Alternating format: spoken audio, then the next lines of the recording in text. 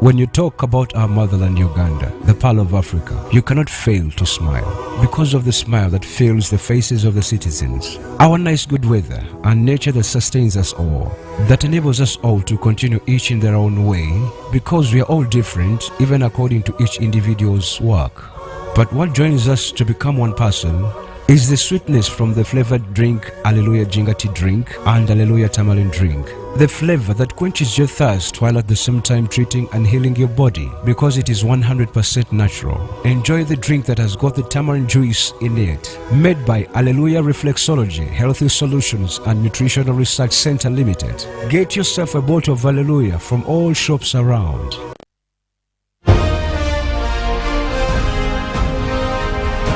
Live from UBC Studios in Kampala. This is Good Morning Uganda.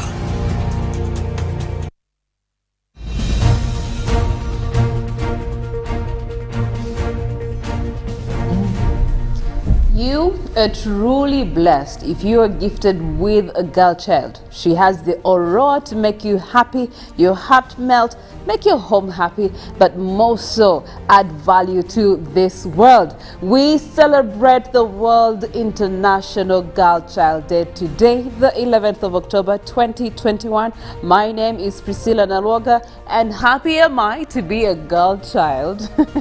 And so I'm so excited about this day in particular because I resonate very well with it. But anyway, it's a brand new week, a brand new day, and we get to usher in another 24 hours that are going to redefine the world at all, with all the decisions that you get to make. But here on Good Morning Uganda, we are here and committed to do exactly what we do every single day. Monday to Friday, 6:30 to 9 a.m. We take you through the current affairs over everything, right from the politics all the way into weather, and then we even slide it into the world of sports. We'll be giving you a sneak peek into what that is all going to look like today, the 11th of October 2021. Now, I'm not here alone. I am here with my colleagues and we are ready to take on the day. Good morning to you, Robert. A lovely morning to you, Priscilla. Are you sure? A lovely morning?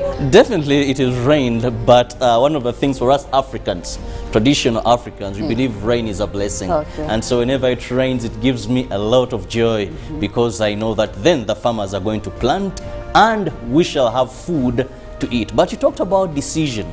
Well, this morning I was reading something on social media, and it said there were two sons.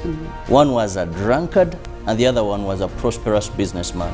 But these two were brothers. So when asked, why are you the way you are? All of them replied, because my father was an alcoholic.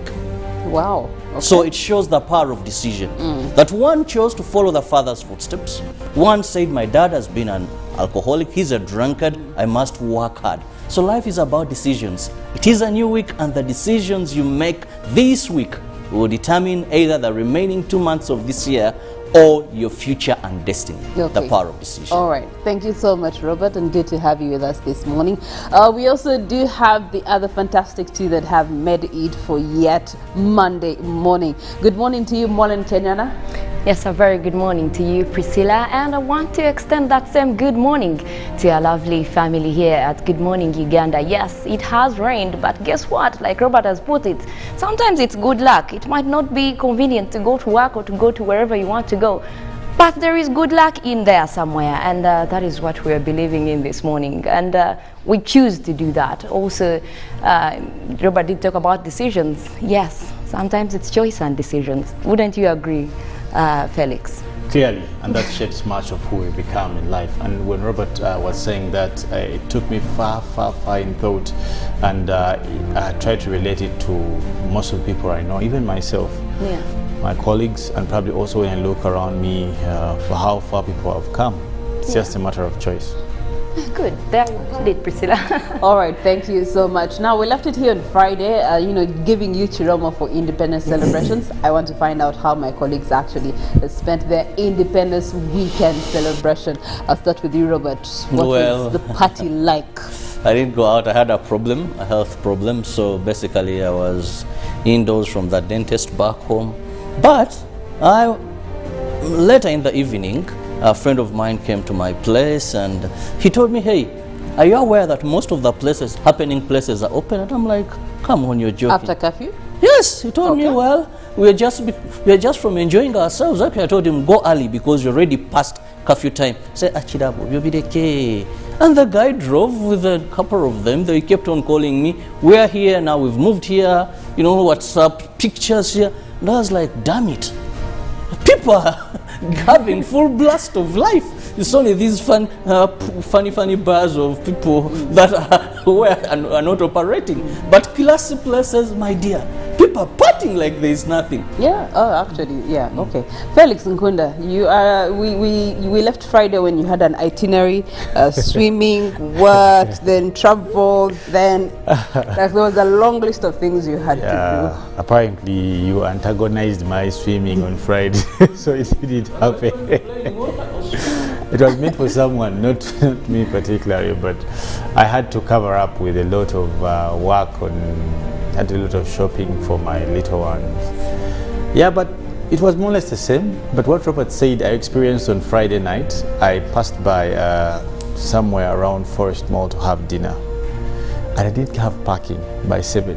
7. There was no parking. And do you know how big that place is? Yeah. This is the mall, right? That is supposed to be completely yes. by close p.m. But actually, I left at 8 something. Yes. And there was no, like when I finally got some parking, by the time I was driving out, like people were fighting for my parking. Wow. And people were lining up. Omanyi, my friend told me, "Go here, your penendonge kwaja." Wow.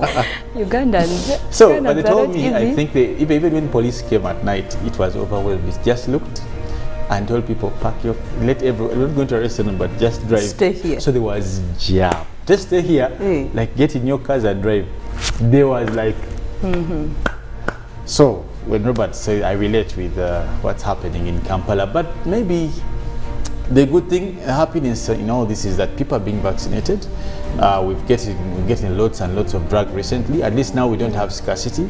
Yeah. It is now the drugs that we are fighting so they don't expire. But the reverse is the truth. We used not to have drugs. Now we have at least fairly good. Okay. And at least last week we also received one of the first batches of what we procured. That was Johnson & Johnson, if I remember well. So, and I think that's also another, we shall get an update about that, if I'm not mistaken, Robert. All right.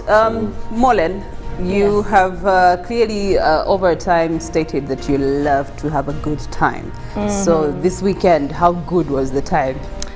It was a perfect weekend, Independence weekend. So there is a lot that could be done. But I chose to celebrate it. One of the best ways I know how to celebrate being independent as a country, see the country, go everywhere. So I did move towards some places, and I can tell you I did see very good islands. Uganda is blessed. Which places are these? Most of those southwestern Uganda. When we talk about Kabale Highlands in particular, very lovely people over there, but also the scenery. It is one place. Took when you were overlooking, I think, a lake or a water body. What was that? Those are the islands within Lake Bunyonyi. Okay. So we did have a tour around Lake Bunyonyi, look at all these islands. There is one called Punishment Island, a lot of history to it. But I'm told they used to take young girls there for punishing them when they got pregnant. So that culture was just, it was just insane culture. Yeah. What do you mean insane? It is actually insane. It's inhuman.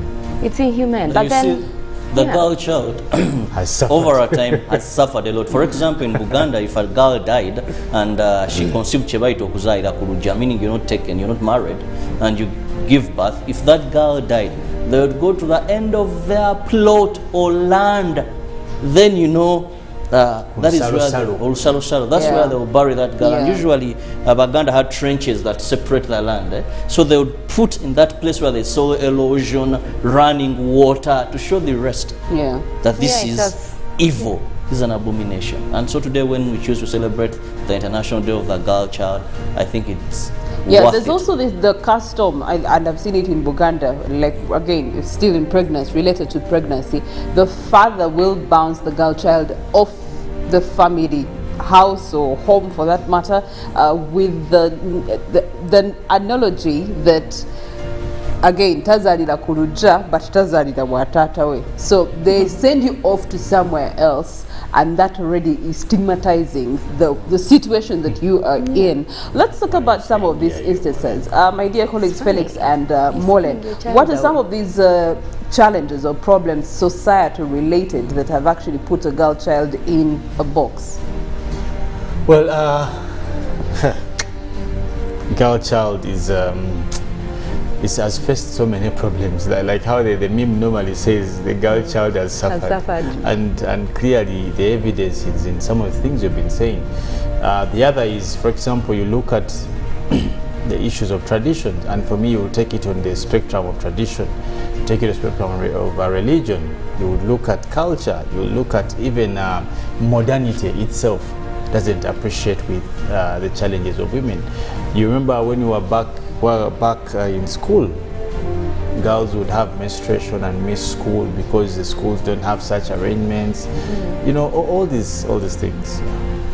And also because, you know, like in school, they would be easily picked on, so someone just feels that fear. But also I want to think that they look like they're weaker species. I want to think that it also begins with families at home. That mentality, you as parents, if you do not take care of this child, because these are kids, they're meant to make mistakes at one point, but what happens thereafter will determine how the family is handling it. Because yes, the girl child is pregnant, like I'm happy that most of those traditional cultures were abandoned, but even up to date, communities does have that impact on a girl child. A small mistake and they will treat you like your caste.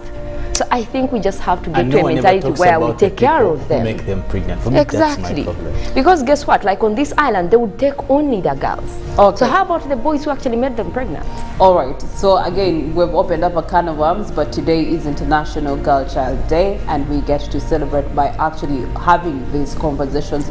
Hard as they may be to have, we still must speak about them if we're going to attract change towards them. But away from that, we must look at what the weekend looked like in terms of news. What made headlines both locally, internationally, and also as we see it's a rainy season, what does that look like in nature, weather and climate? But starting off with the local news. And we will begin with Pan-Africanism, as Uganda last week celebrated 59 years of independence, where every time an African country celebrates its independence anniversary, the idea of Pan-Africanism is revisited. Emphasis is always put on why the continent remains divided along political, economic, and ideological lines. Just a few days after Uganda celebrated its 59th independence anniversary, Professor Mulindwa Rutanga of Makerere University spoke about Africa's colonial history and the challenges it is facing. The Prime Minister, Robin Nabanja, has committed 50 million shillings towards the renovation of the priests' accommodation at Our Lady Help of the Sikh Church Mulago Catholic Parish in Kampala. Premier Nabanja also pledged to upgrade the church's road renovation. And away from the Prime Minister's commitment and pledge, we now still look at vaccination through the church, where a senior pastor of Namirembe Christian Fellowship Church, Professor Simeon Kayua, launched a vaccination exercise to ensure safety of his flock. This follows government request that all Ugandans above the age of 18 endeavor to get vaccinated. Finally, for our local news update, Abim and Kotido district leaders are not happy with increased commercialized cattle theft aided by well-connected people. This was at a meeting convened by the Deputy Chief of Defense Forces, Lieutenant General Peter Elweru, and attended by UPDF, police, prisons, civil and political leaders from Kotido and Abim districts. This meeting was held in the Kotido municipality.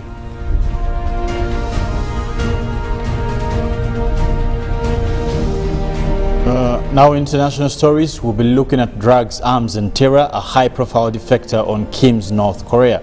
Now, the old habits of secrecy haven't left Kim Cook Sang. Now, it has taken weeks of discussion to get into an interview with him, and he's still worried about who might be listening. He wears dark glasses for the camera. Only 2 of our team know what we think in his real name. Now, Mr. Kim spent 30 years working his way to the top ranks of North Korea's powerful spy agencies, and the agencies were the eyes, ears, and brains of the supreme leader, he says. He claims he kept their secrets, sent assassins to kill their critics, and even built an illegal drug lab to help raise revolutionary funds. Now, how the former senior colonel has decided to tell his story to the BBC. It's the first time such a senior military officer from Pyongyang has given an interview to a major broadcaster. Mr. Kim was the reddest of the red. He says in the exclusive interview, a loyal communist servant, but rank and royal do not guarantee your safety in North Korea.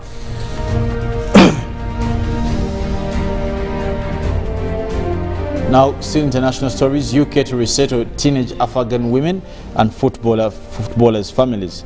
Dozens of Afghan women with promising football careers who fled the Taliban have been told they can come to the UK to be resettled among with their families. Now, 35-year member squad aged 13 to 19 fled Kabul last month and have been staying for the past few weeks in a hotel in Pakistan, where their temporary visas were due to expire on Monday. Now, we are working on finalizing visas for the Afghanistan Women and Development Team to look forward to welcoming them to the UK. Shortly, UK government spokesperson said the girls first having the return of Afghanistan to another country had not accepted them. This is fantastic news, and we are most grateful to Prime Minister Boris Johnson and the Home Secretary, that is Patti Patel, for the life-saving decision, said Sue Amen Marie, the CEO of the Rokitic Foundation.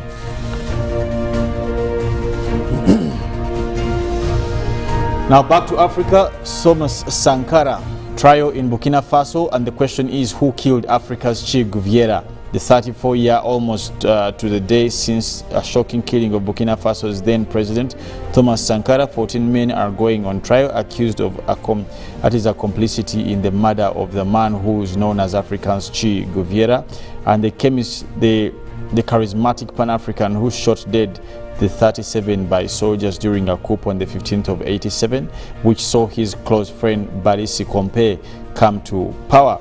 4 years previously, the pair had staged a takeover which saw Sankara become president and Mr. Kompe among the 14 accused, but he is currently in exile in the neighboring Ivory Coast, where he fled after being forced to resign during mass protests in 2014.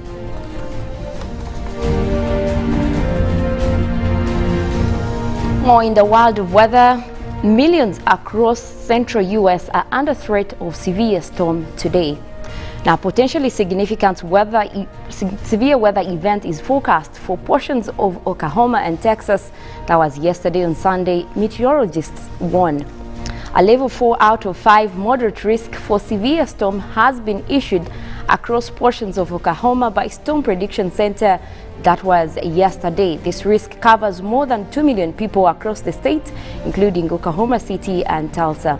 Now, these severe storms will be capable of producing large hail, severe strong tornadoes, or even stronger damaging winds by Sunday afternoon and into the overnight hours. Now, these storms are associated with developing low pressure systems that extend from the Middle West through southern plains.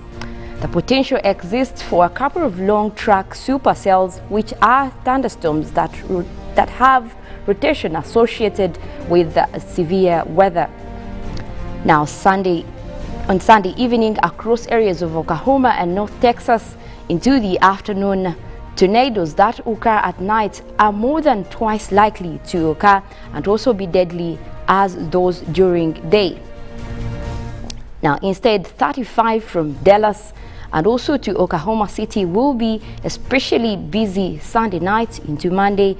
Red River rivalry game between Texas and Oklahoma that took place on Saturday, as CNN meteorologist Allison also said. This means that a lot of fans could be driving home after that severe storm. Now, Oklahoma is at a huge risk, but also at enhanced risk is Dallas-Fort Worth Metro and Fort Smith, Kansas. At level 2 slight risk is Springfield, Missouri, Waco, Texas, and Wichita Falls in Texas. In total, more than 20 million people are at risk for this severe storm.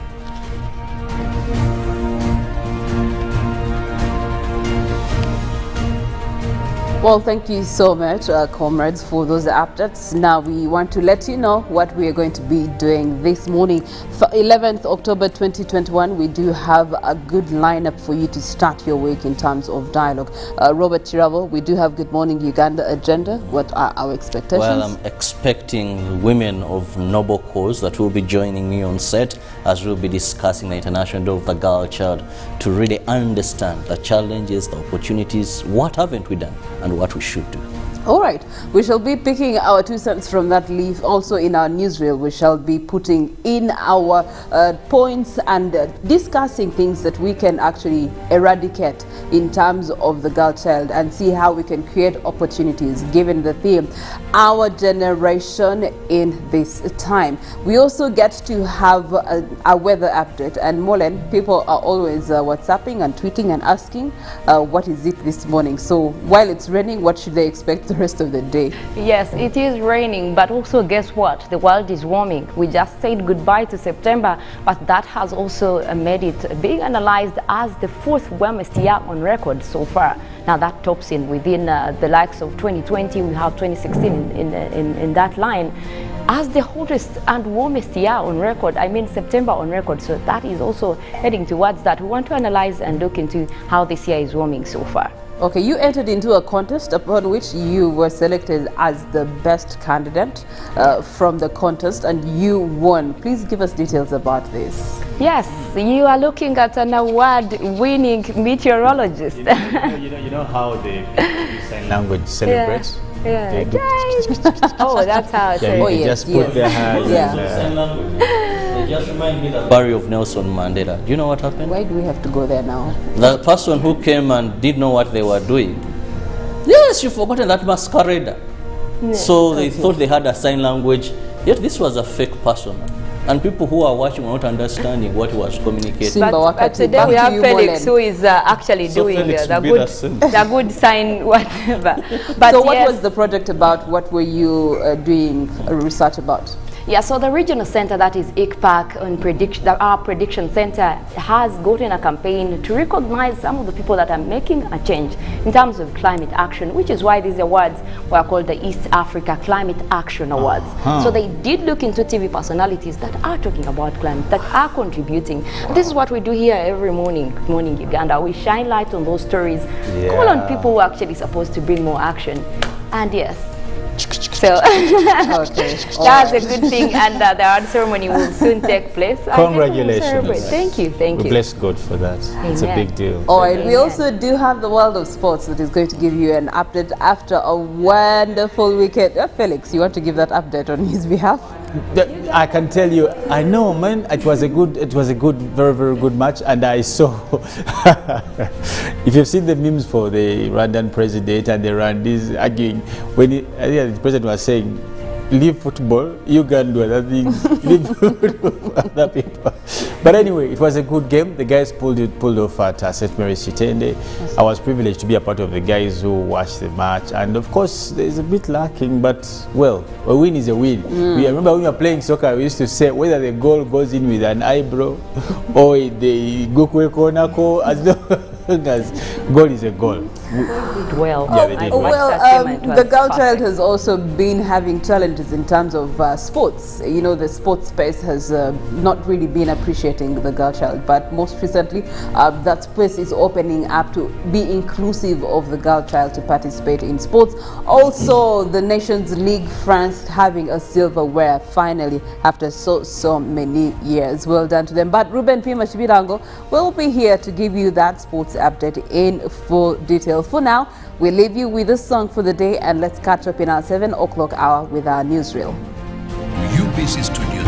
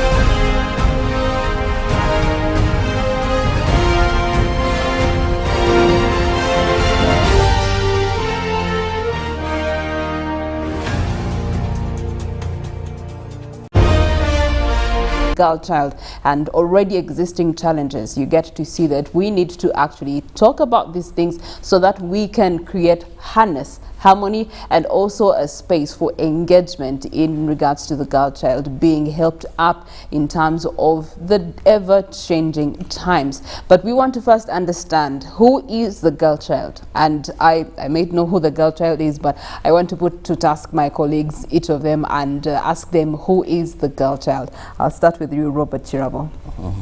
Well, to me, it's any female below the age of 16 years. Though constitutionally they would look at 18, but I'll take 16 for many countries. So this is a girl child.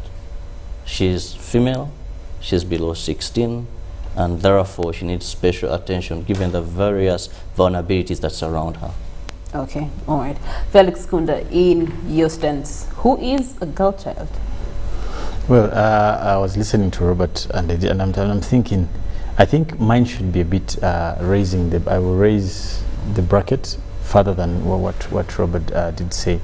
And I think I would look at a girl child at any female species that still lives in a position where they are vulnerable to harm in terms of mental or even body.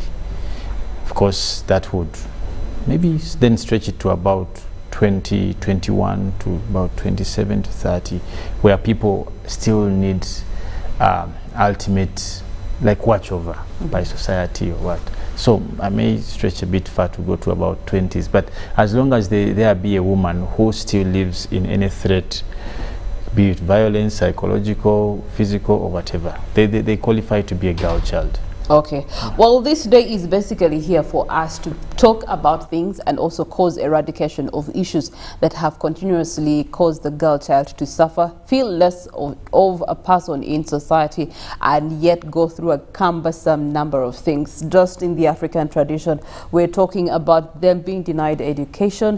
When it comes to health, they're really given secondary option. When you look at even just the body, the girl child has more transition and transformation and development when it comes to the body at that age bracket that you have given than the boy child, and yet they're the ones who have to suffer genital mutilation and other things that in the African culture, or just in Uganda, you get to see some the genitals have to be cut, or some have to be taken through these drills that you wonder how again are they contributing to their development as a girl child. And so with such platforms we get to address these things so that we can fight for the humane right of the girl child. Let's talk about the human rights of a girl child. Felix Nkunda, in this regard, over let's say the last 10 years, do we see a growing change and development in advocacy for rights of the girl child? In fact, uniquely, if I may use a case study of Uganda, and in comparison, by the way, to the whole world, it is one of the countries that has lifted tremendously the respect to a woman entirely, but more so to the girl child, and that's a matter of fact, and it is recorded because it is factual. When you come to country, and I want for this discussion, I'll focus on the country Uganda per se. Of course, we're relating to other jurisdictions, but when you look at issues of human rights are not necessarily appreciated thoroughly or uniquely for a boy child or a girl child or the old and what. They are universal, if I may use that, and they are appreciated on a leveraged spectrum. For example, you may not find a special place where they will say for the girls, you know, we have been A, B, C, D. For example, when you go to the normatives of human rights, you will realize that the qualifier is being human.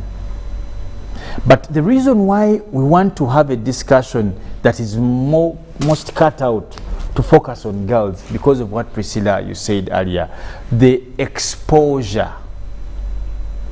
How exposed are the girls or the girl child to issues of gender abuse, to issues of marital abuse, to issues of physical abuse, what you want to call violence, some people call it domestic, they call it assault, battery, just to mention but a few. And because of the kind of societies we live in as Africans, it is easier for people or community to castigate such onto a woman than it is to a boy. And it's relating to what we've been saying.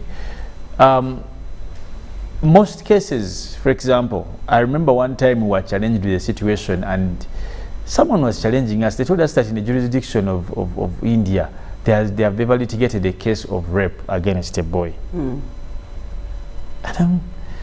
Maybe I don't know, also you guys, you can tell me, can a boy be raped? Yes. Or a man be raped? Molested? Yes. Yes. Molesting is different from raping. They can't be raped. Boy can't be raped. I think because they call it, when you go to the ingredients of rape, you would ask, they say they must be forceful penetration. Now, maybe unless you're talking about issues of sodomizing and what, but if you're talking about natural intercourse, it is hard to prove. Now, that alone, it means that there are offenses already in the law that are cut out for women. I don't know if you get the point. That already, by the setup of law, there are some offenses that are cut out to happen to women. Let's talk about defilement.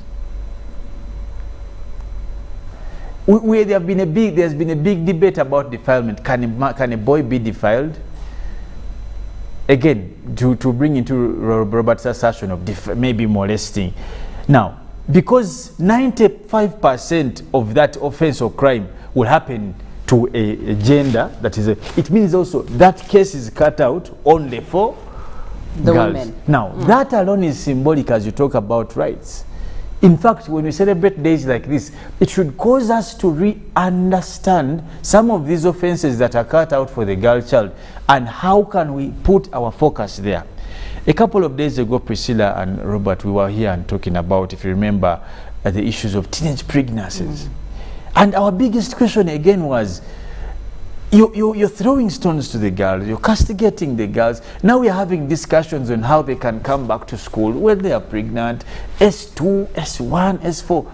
Who is having the discussion about the people who make them pregnant? Again, that has been cut out to only affect the women. You get it? Other pregnancies have been cut out also. Now, as we celebrate such days, let us be able to confront the hard discussion of the parallel challenge. You're talking about rape, who's talking about the rapists? You're talking about defilement, who's talking about the defilers? Who talking about pregnancies, early age pregnancies, who's talking about the people who pregnant this thing? So I think we must ignite that discussion as we celebrate the girl child. So flip the table and talk about the things that are uncomfortable to talk about. Find solutions from them. Because that way you will change the stance of what we're advocating for the International Day of the Girl Child. Well, thank you so much, Felix, for opening up that kind of stress you me. And this is where we beg the question of the leaders. If anything, Uganda, the leadership of our country has made space for women to be in leadership, key places of influence, right from the vice presidency in the current regime that we are having today. Even from time immemorial, Priscilla. Of course, in time immemorial, but now the first we woman do vice have president in East Africa, Eastern Central, was here.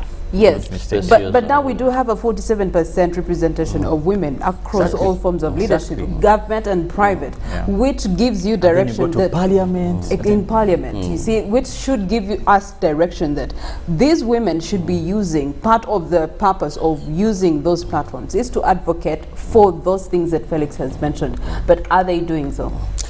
Priscilla, first, like Felix said, and you already said, that Uganda, we are doing good in terms of paperwork.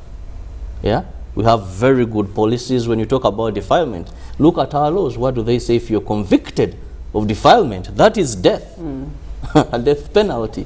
How many, if I ask Frank Bain of Prisons or the Director General, how many women, how many men are being hanged or are serving life imprisonment because of defilement? When we come to the question you've asked me, I think it's a 50-50. To some extent, these ladies, these women in these positions, they have done so much in terms of being role models that a young girl is inspired. But is role model enough? I'm coming to that. A young girl is inspired when she hears that there's a female vice president. So somehow she's inspired, I can get there for role modeling. Yeah. They've done great in terms of showing that, yes, there is a movement in this country. I like the civil society organizations where they go. But when it comes to pushing in the right direction, in my view, that's where I think they haven't done much. Because we wouldn't still have 70% of people that commit rape go scot-free in this country. I was reading a letter by Honorable Mary Karoro Krut. She was saying in this country, 70% men that rape, that defile, go scot-free. So with all these, each district in Uganda having a woman representative, what have they done towards that direction? We still have issues of sanitary towels to the girls in school. We have these women in all these positions, direct or indirect. What have they done for that? Because we all know one of the main hindrances of the girl child in education, away from school fees, is menstruation. So in your opinion, what should they be doing away from the imagery of role modeling and, you know, being something to look up to? Because their positions have the power of the pen. They can sign off things. They can actually push agendas forward. But we're not seeing that. So for you, how would you recommend that they actually use their places of position to push these conversations from conversation to policies? First and foremost, it is them to know that it is them to do this noble cause.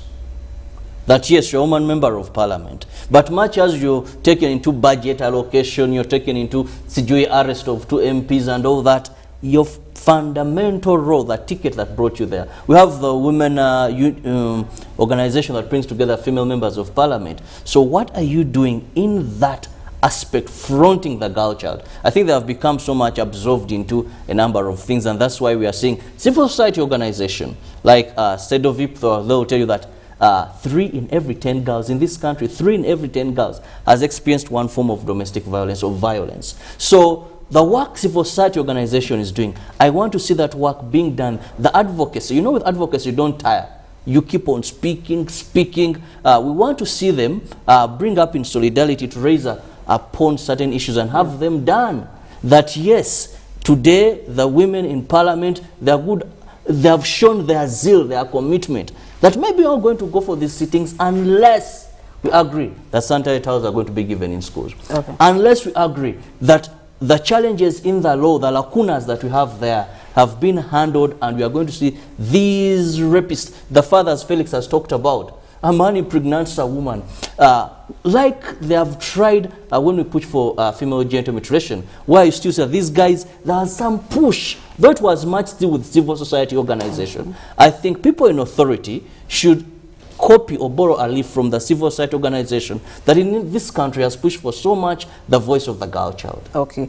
All right. Turning to Felix, still looking at these places of leadership, let's also look at the national stance. There is the national policy in this regard. There's also government initiatives in this regard that were put in place to actually aid in empowering the girl child more so. For example, at university, there's that 1 extra point plus that is given to the girl child when they're entering universities. Of course, the woman member of parliament representation has also gone a long way in changing the narrative.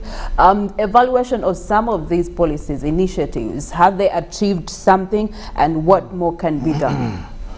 Now, the affirmative action in the Constitution was basically grafted because there was a gap. And from that is where we get what you have mentioned, the 1 point something at then you look at the membership in parliament. These are direct, you know, these are direct attributions towards the girl child, and for them they have served their purpose. You know how much. Most recent, I'm not sure, but I know by the time I went to school how valuable that 1 point something was for the girls. If you remember, it was so key in helping them get. In fact, it was a well thought decision, and that should be should applaud the president for the guidance and the team. That was a well thought. Even the idea of members of parliament, women members of parliament, was a good thought. However, when we talk about the other women in key positions, I don't think some of these women know that those roles, actually, let me put it this way, that there's a conflict between taking up a position on a woman ticket or a professional ticket. And that's why you have not seen many mentors who are women. I don't know if you get me, I can't say that again. Many women who are in key positions, let me take an example, maybe the Honorable Nabanja, the Vice President Alupo, the Kadagas of this world, you know, the people, the lady, the Kajinas. Maybe they haven't gotten well with the fact that those positions, they feel that they have earned the positions and they're not there because of being women. And that's the gap for mentorship we have in this country. When Priscilla sits on a committee somewhere, let's say justice, because she has studied law, she has practiced over 12 years, and she was... Now, there's been a conflict of diffusing professionalism and the ticket of... Actually, when you bring that to say, I remember a conversation we had here with Honorable Margaret Siwa. She did mention the importance of women representation in the regard that there may be a bill, you know, renovation of hospitals. The best example would be renovation of hospitals, and because of perspective in terms of gender, for the men they don't see it necessary. But she's considering that there's a woman who's going to need an emergency surgery, but because the hospital is in a poor state, that's not going to happen. We're going to lose that woman. Surely. There's going to be a girl child who has had an abortion from a bad place. She's going to come to this place, but because it's not renovated, that's going to be a Ugandan law. Exactly. Yes. Now, because we have women, and this I say without attacking of anyone, but this is a fact. There's a conflict of ego between professionalism and gender, and yet it shouldn't. And that was the beginning of a discussion of equality. If you remember, there's a time that discussion was a big deal in this country. I see Robert here. You know, that was a big conflict. Remember, equality, and the question we're asking, is it equality or, you know, equity? Should we be discussing equality or equity? Now, that's where it comes from. That when women appreciate, and that's a challenge for us all people who relate with women, even who as a father of girls. I know that women are good the way they are. They don't have to compete with men. That's the conflict. That when, for example, if a woman is appointed in a position, even if she's qualified, she will honor the qualification than the fact that she is. And that's why you've seen less mentorship. And I can tell you, give me how many schools of mentors in this country you have apart from Nalwoga. Let's be honest. Tell me, we are here, where could I stand to be corrected? Have you ever seen one, and as you've said, the speaker has been in chair for 20 years as deputy, but she has a school for women girls. We want to see that. The Prime Minister, the Vice President, even the First Lady. Okay. All right. Well, that's a very interesting one. Now we are in a technology era. Everyone is in front of a machine, some sort of gadget, either to learn or to earn. But we still have things that we're still challenged with. Access to education, access to health services, equal opportunities in places of engagement. And these are still things that we're still dealing with. With the engagement of technology in this generation, how can we actually cause transformation in that regard? Well, Priscilla, first, I'm happy with this year's theme. That is about technology, this generation, our generation. Because most of the things now have gone to technology. You want to communicate anything, a person will just say, upload this on the internet, expecting that many people will be able to read that. So when we talk about the girl child, this should be one area we should focus, because at the end of the day, for any communication, for anything she wants to know, it is very easier for her to go on the internet and get this. The biggest challenge now for a country like Uganda would be, how accessible is this? What is our coverage like? How do we factor in the vulnerable in such a situation? So that is why I think it is very important that we focus at that. The girl child, given the challenges she has in a country like Uganda, then it is worsened by the digital generation. because really she has been underprivileged. Now when you add that digital generation that requires coverage, some parts of this country you'll never see internet there. Even where it is, sometimes it's very expensive, it's not that very affordable, yet it's the medium and the key medium for communication. So this causes us to think loud. How do we ensure it's available, it's accessible, and the right information is what they get? Okay. Please allow me to just say this, I guess, just lastly. As we celebrate this day, Priscilla, it would be unfair for me not to mention that, one, we are all as a result of a woman somewhere. And it is all our duty to protect these women. You cannot have a woman having not saved a girl. And that is what I tell all my friends. It is from a girl that we get a woman. That's why when you ask me the definition of a girl child, I wanted to stretch it a bit further. Because a girl is only able to turn into a woman if you create the space for them. And that will depict the kind of society, because that will inform the kind of children they will have, how they will raise their children. We have been having conversation about teenage mothers and all this. So as a community today, let's celebrate these girls, these women, as we also discuss the hard topic of how do we protect them.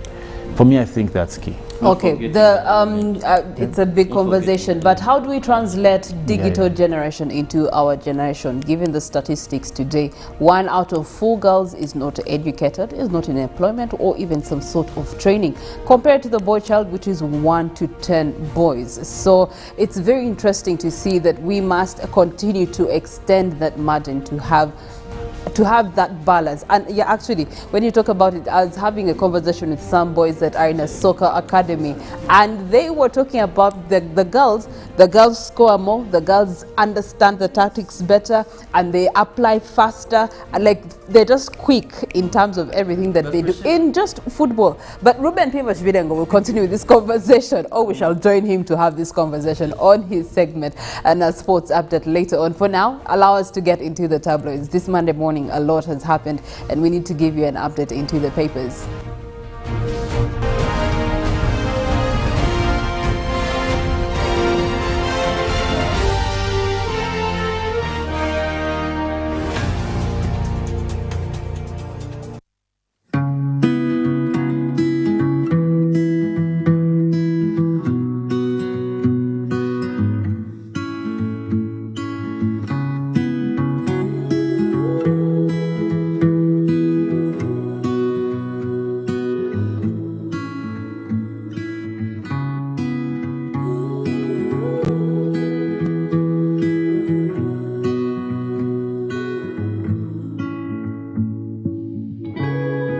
Vaccinated today so we can get closer to the normal way of life. Echa COVID-19 chija kugwa.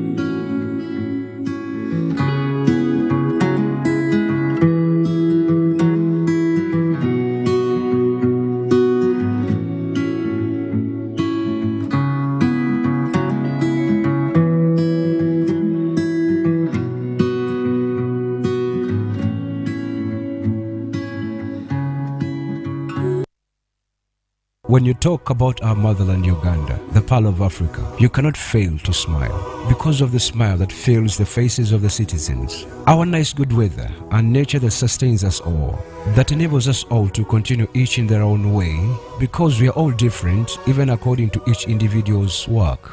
But what joins us to become one person is the sweetness from the flavored drink Alleluia Jingati drink and Alleluia Tamarind drink. The flavor that quenches your thirst while at the same time treating and healing your body, because it is 100% natural. Enjoy the drink that has got the tamarind juice in it. Made by Alleluia Reflexology, Healthy Solutions and Nutritional Research Center Limited. Get yourself a bottle of Alleluia from all shops around.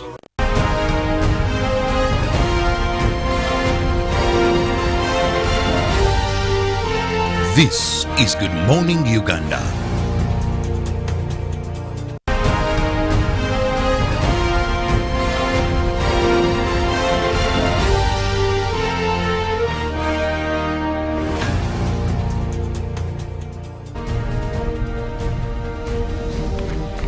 Well, a cold morning it is, so in case you're coming to town, don't forget to carry a cardigan, a raincoat, something that will keep you warm, as later on Maureen will be telling us, is it done, or we're expecting more showers later on in the day. And if you have infants, ensure to keep them very warm and safe at such a time. But don't forget also your mask and a sanitizer to move around with, because COVID is real, COVID is still with us, and of course vaccination is something that every Ugandan above the age of 18 should be getting now. In this time, we look at some of the stories in the dailies. I have the New Vision and a big headline there: hope in the area of education, where public universities given money ahead of the reopening. Government releases 11.9 trillion, while this goes for universities. And of course, we see P7 there. Still, we look at police arrest parting Lila youth. Well, we just talked about places being open illegally. But here we see for those in Lila, all wasn't good for them, as they were nabbed violating the SOPs. Still, Uganda cranes stings Rwanda's Amavubi Stars, while there's so much regarding the game where we were able to hammer Rwanda, the one there. And Uganda at 59 meet the poet, that is Rona Nantege, charmed guest during the Independence Day celebrations. But also we look at the ruling party, that is NRM, to hold polls in all districts. That the National Resistance Movement is set to hold polls for caucus leaders at the end of the month.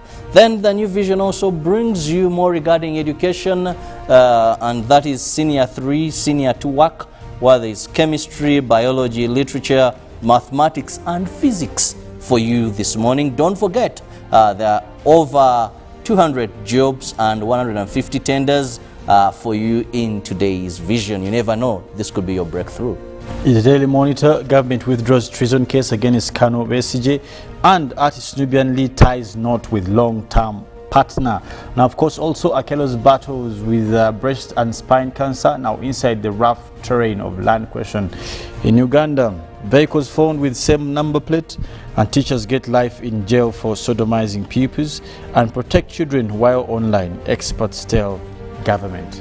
But still inside the Daily Monitor, now Museveni appoints Amama special envoy, while we see former Prime Minister is a new envoy to South Sudan and Ethiopia. The President instructed Amama Mbabazi to get salary that is personal to hold. And of course also Besigye forms new pressure group. But from the archives is a photo of a female pilot getting a wing from Medina Amin, that is in 1970s. And Mwanga today appoints Kagwa Katikiro, that was in 1886. And Jimmy Carter wins Nobel Peace Prize, that is in also 2002.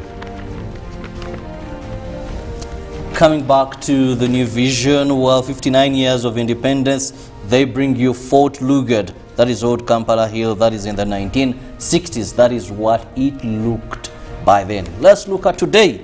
Well, present day Fort Lugard, that is a renovated, well-looking structure there. Also, we look at today in history. It was on this very date, the year 1997, when cultural leaders rejected proposed tax on idle land. Looking at the COVID-19 tracker for Uganda, new confirmed cases 102, that is 102, positivity rate 1.8, new death there are 2, and total death we stand at 3,176 persons in this country that have succumbed to COVID-19. While perfect the SOPs, get your vaccine, and ensure that we declare Uganda less of these infections and the death. Now, coming to facts or myth, can that is puzzle from China can pulses from China spread coronavirus? Well, the expert answers, then they give you the current status of vaccination, how we are doing as a country. Now in sports, Uganda, Mali set for up a group decider. Now players rating also, and of course heavyweight boxing, Fari KO's welder in Thriller. Of course also they bring to you Robertinho molds Vipers Samba Groove on Biaruhanga, and government Damani commits support to World Cup born baby crickets, and Botters win Turkish GP as Jespan tops standing there. Betway Cobs soak it up in Gulu circuit, and no excuses as swimmers in Accra dive in. Coming to the new Vision Sport, we have double for the Cranes. Well, looking at the table, the results and the expected games we have, that is Uganda, Rwanda, it was 1-0, then Kenya 0 and Mali 1. But November 11th, Uganda will be having Kenya, and of course the 14th we shall have Mali versus Uganda. While victory for South Africa, that is South Africa University, won the rugby and tennis competitions as they dominated the Kings of Africa University Rugby Sevens and the Federation of Africa University Sports that were held here in Kampala at Makerere University. Now in the Daily Nation, their head of state expected to turn the tides in the region. Uhuru's moment of truth there, and Kenya's power bleeds cash in token syndicate. And of course, we're looking at the abductors folly. Now Raila Ruto throw cushion to the winds in search of 2022 votes, where we're seeing all up in arms, and both of them have taken onto the masses. Now of course there's much of those reports in the papers that you'll be able to get when you get yourself a copy of the dailies. Now also, what else is on our platter is the traffic, and she will be letting us know how the streets are holding up. Noticed a bit of what some gentlemen call temporary stagnation today morning, clearly. For some of you, if you haven't gotten in town, you may not want to use some particular routes because your cars will either swim or float. Priscilla. Agreed. The reason as to why we had Kamoga and Jatindi literally almost walk to work. They were in a fancy car. Actually, yeah, so don't think that having a fancy car is going to save you from the mataba that is expected to be in the city right now and in the course of this morning. Actually, if anything, there's that trick that if you're going to be passing through a water body or, you know, a pool of water, the best way to actually save your engine and have your car not affected in any way, keep your foot on acceleration. Do not apply it on the brake in any way. Keep it on acceleration until you go through that flooded area. That way your engine will not suck in, because it one time happened when we were coming to work. The sound of the car was as if there was continuous bomb blasts. So that's something of a trick that you need to find out and actually apply during this rainy season. At my vehicle checkpoint, the reason as to why I'm starting from here is because I also want to remind you that you have got to get your car checked up. Your engine belt, is it fine? You do have your air filters. Do they need to change? Your oil must be checked ever so often. If it needs a change of oil, depending on how the last oil that you used or applied has caused your car to perform for better or for worse. You know, when you put in some oils that are not exactly for your car engine or type, they are going to affect the performance of your vehicle. And so you need to have a car check, and that can be done anywhere at any petrol station. But looking at the traffic on Masaka Kampala Road this morning, picking it up from the areas of Maya, we don't get to see or experience much traffic jam in Maya past St. Lawrence schools and colleges, that is London campus. On Masaka Road, you don't have much traffic jam. Of course, you do have the Masaka Road and the Kampala PG Express. Here it's a double lane, allowing room for the heavy trucks to actually have their own line, as well as those that can, you know, do a speed, have their own, enjoy their own lane. That is why you would be having this sort of orange line here. Away from Masaka Road, heading into Tengera and the rest of the city, we get to see this sharp corner of Nsanji getting you into the Nsanji Trading Center, and it also indicates there's not traffic at this particular time. While we do have 18 minutes to the top of the hour, you would be expecting that the people of Nsanji business has started as usual, but not in terms of traffic. On to Masaka Kampala Road. Again, now we do have the sharp corners where you're expected to have slowness of vehicle to just make the bend into Chitumi, and then you also get to continue into Nabingo. Not much traffic jam. Again, just only the sharp corners on the Kampala Masaka Road is where you're sort of having some traffic jam. In Nabingo, you don't have much up until you get to Nakasozi Training Center. That is where you do have some sort of traffic jam. Of course, this is a very long and large trading center around St. Lawrence Horizon campus. Then this is going to also bring us into another area on Massacre Road, and that is Chengera. Right from Budo, you get to see now the traffic is starting to pick up heavily, and around Gapko Chengera now the red zones are expected to be appearing because of the interaction with the Busega roundabout, the Bulenga roundabout, all those that are interacting either with Natete or heading the likes of the Kampala Northern Bypass, which is this interaction we are seeing here. And that brings Massacre Road to Busega roundabout. At the Busega roundabout, the market is fully functioning right now, trade is going on, and people are finding their way into the heart of the city. So when you look at the traffic coming in from Natete, it's equally heavily dense, as well as traffic that is heading to Natete heavily dense, indicating that it's surely going to be a slow interaction for every vehicle that is coming in from Massacre Road, either trying to connect to Natete, most especially. But if they're coming and connecting to the Bulenga roundabouts, then there may not be so much a challenge, because the green lines do indicate that there's no traffic for those connecting from Busega and heading either into Bulenga and the likes. But also for guys who are staying on the Mitiana Road is having a lot of traffic, building it up from Bulenga Market into the traffic is where both sides, unfortunately, and this place has heavily been so many people have decided to take residency in this particular area, which now increases more traffic for them. So those that are trying to again connect to the bypass, where you do have some traffic jam, but then those who are connecting into these other roundabouts, maybe into Natete, is where you start to find the jam. That is where you would be having some connection challenges there. So that is our traffic update for today. Maybe a sneak peek into the Masanafu roundabout doesn't have so much traffic. Maybe we keep it to the main route then, where you get to see Natete into Narukolongo. You do have some traffic that is building up there on the Natete police station because of the traffic lights that are managing traffic of Natete, Wakaliga. You don't have to worry much. The traffic light will do most of the work of managing the traffic. Away from that, into Narukolongo trading area, you do have a lot of vehicle garages in this particular area, but also the fact that this area has most recently roadwise been renovated. So the connection between Narukolongo and Wankurukuku Trading Center, or Kabusu for that matter, yes, the road is now much better. No potholes anymore, and even when it rains, you will drive smoothly, so that's not a worry. Of course, you do have some expectations of jam that is stretching in from Wankurukuku Road. This jam can come all the way from Seguku Katale, because this route takes you and drops you right into Seguku Katale. So if you keep it on that route, you definitely will be dropped in Seguku Katale. But also those that are coming in from that area, rather than go through the heavy traffic that is continuously being experienced on Entebbe Road, Wankurukuku into Kabusu, then maybe you get to connect to Ndeva, or you continue through Kabusu, Rubaga and Mirembe Road, then enter the heart of the city.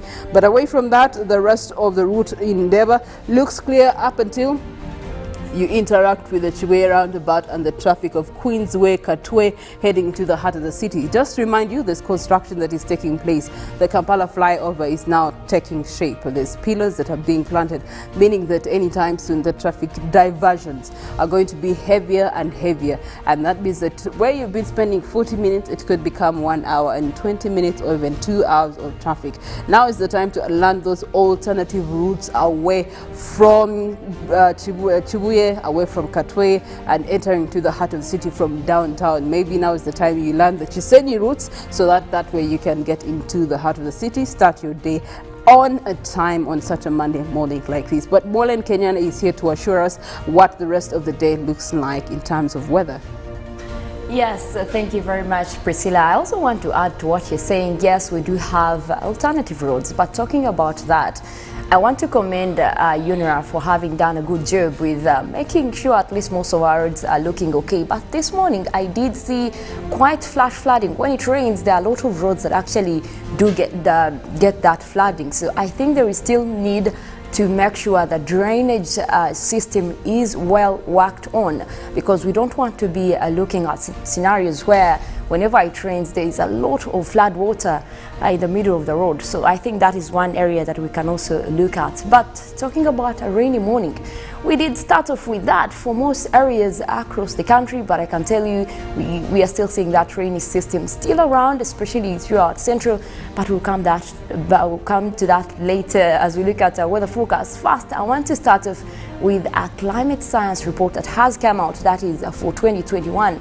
This is coming in from the World Meteorological Organization, but also looking at how water is relevant as we talk about extreme weather events. Now, in terms of what we're looking at, WMO did come out with a video that is trying to showcase how much water is connected to all these extreme weather events. We look at rainfall, and this is actually what nature is sustained on, because when you look at what the water cycle looks like, look at areas, especially examining over the past 20 years, you look at where it has been raining and what has been associated with that kind of rain. Now, mostly we look at extreme rainfall, we look at floods. WMO has also looked at the drought, the glacier and ice melt, etc.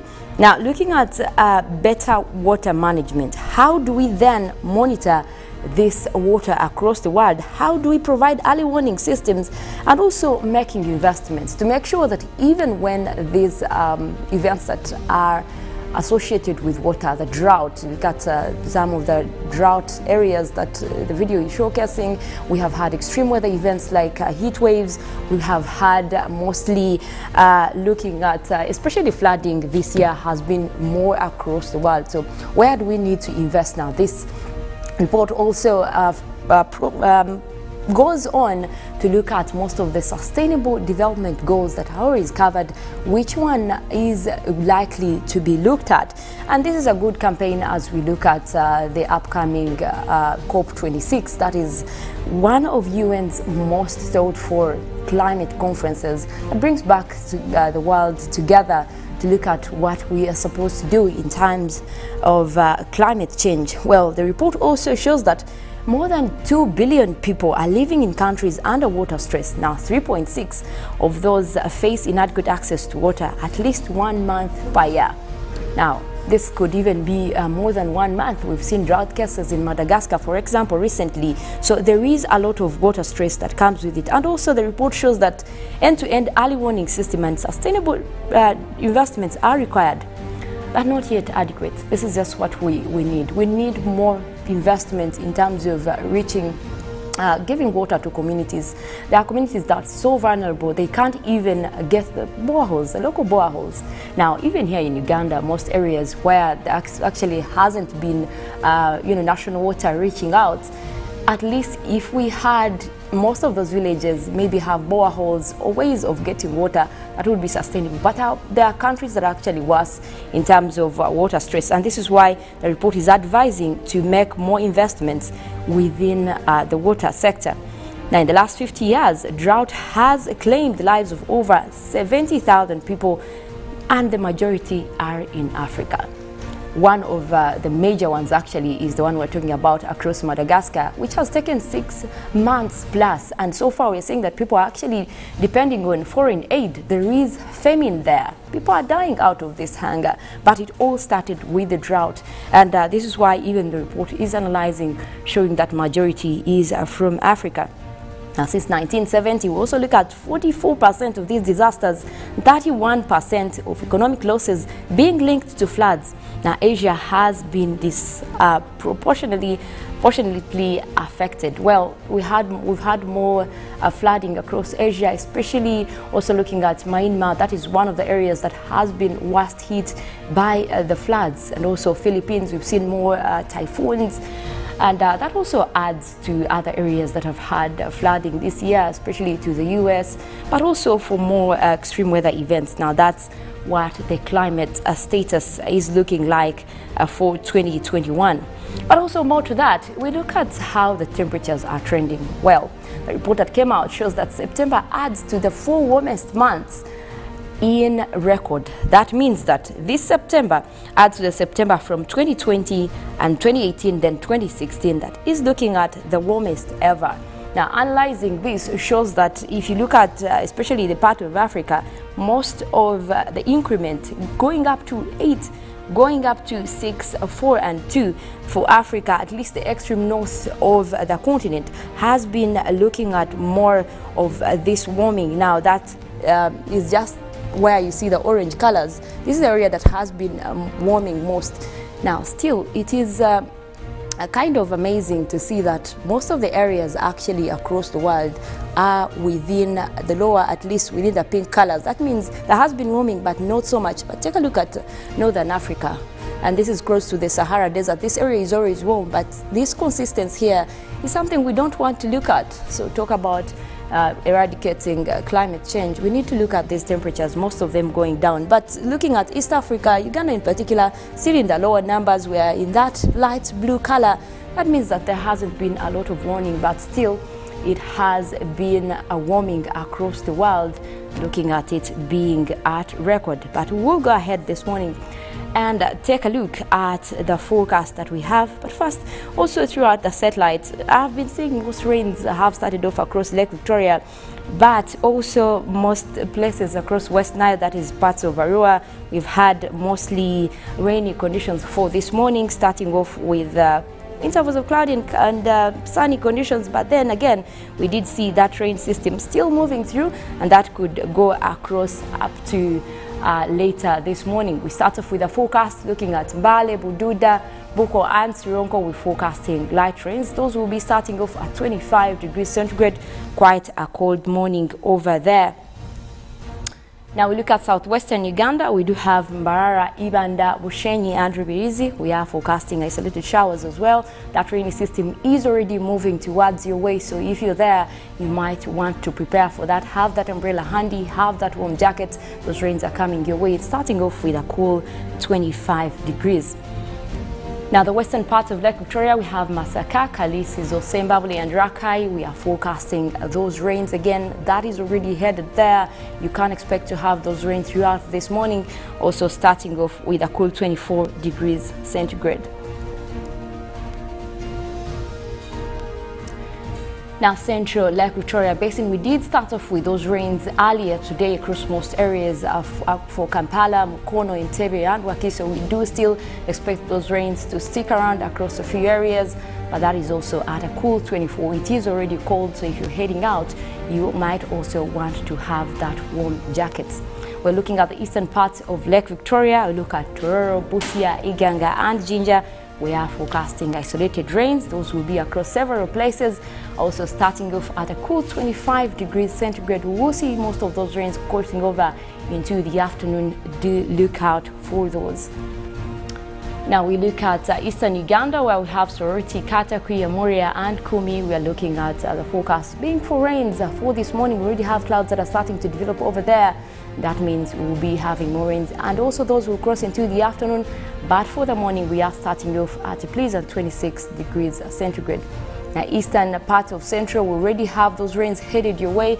That is for Luwero, Wobulenzi, Nakasongola is also in that category. Nakaseke, we are looking at light rains across most areas. Starting off at 26, that system is also likely to continue into the afternoon. So that is one area, if you're headed out, please do keep your umbrella handy. Now, looking at central northern Uganda, we already have mostly cloudy conditions, but we are expecting those rains to develop as the morning progresses. That is across Gulu, Adjumani, Kitgum, Padel, starting off at 26 degrees centigrade. We also anticipate that those rains will continue into the afternoon. Now, looking at mostly northwestern part of the country, that is across Arua, Yumbe, that is the area that is already having those rains. But it looks like the system is starting to clear. Most areas are actually looking at a clearing trend. We did start off with quite a heavy system that was bringing rains across this area from the yellow zones. You look at that in blue. So that is the rain that we started with in the morning. But as you can see, as it plays, most of that is actually starting to clear. Arua still with those a little bit of rains, but those will also clear away as the morning progresses.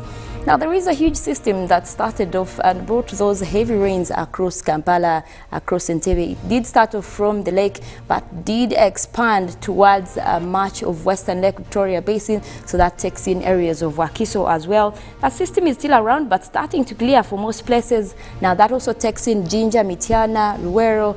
Looking at those rains, it is is continuing westwards. I can tell you parts of Mubende, Chiboga, Masaka, Remiaga, do look out for those rains. That system is headed your way. You can prepare accordingly. It is quite a heavy system, looking at the deep red and orange towards the blue. That is likely to also be associated with those strong winds. So you can see how to prepare in terms of also your wares. Looking at Nakasongola as well, that system could reach your way. Looking at mostly southwestern Uganda also, this will be headed your way at least within a few hours, so do prepare for that. But also in the country, we're looking at most areas having intervals of sunny and cloudy conditions, especially a sunny morning across the Karamoja region, but also that area is expected to have rains later as the day progresses. Well, I want to leave you at that. We do have Good Morning Uganda agenda coming up. Robert will be here, but also later we have sports. Yes, we did enjoy the game from Uganda Cranes, but I know Ruben has updates and more of the analysis, so we'll get that. Stick around. My name is Modern Kenyana. I want to wish you a good morning.